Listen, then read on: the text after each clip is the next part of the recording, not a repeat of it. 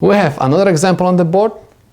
Again, we're supposed to raise the complex number expressed in polar form to power 1/2, fractional power. In order to do so, we're supposed to apply the following theorem. First, we're supposed to check how many roots this complex number will have. The denominator is telling me the number of roots. I'm going to have 2 roots. In other words, I'm going to have 2 solutions. Next, I'm supposed to find the maximum value of k.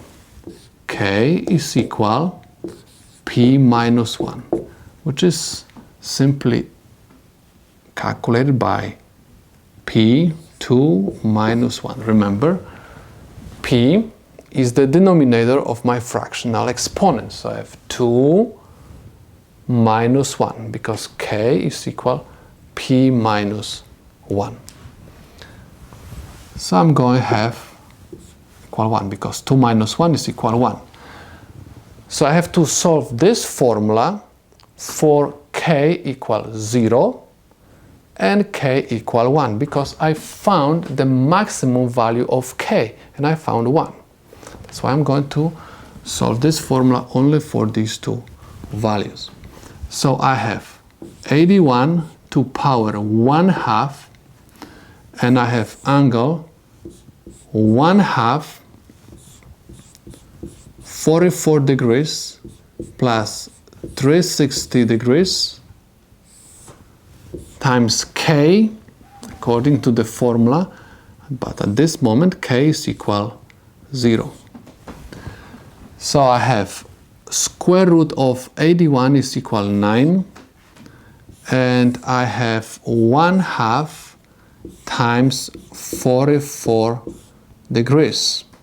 Because 360 times 0 is equal 0, I do not write any zeros over here, simply just 44 degrees. And I have 9 and angle of 1/2 times 44 is equal 22 degrees. This is first root for my problem. We said that we are going to have 2 roots. We have to find the second one. Copy down 9 and 1/2 44 degrees plus 360 degrees times 1.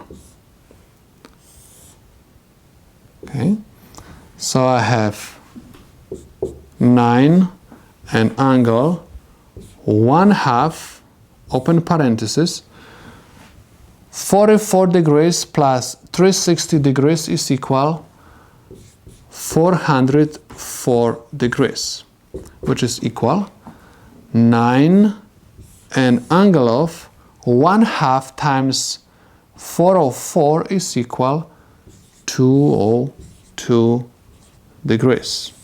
And this is the second root. We're supposed to have 2 roots. We found 2 roots, so we can say that the problem is solved.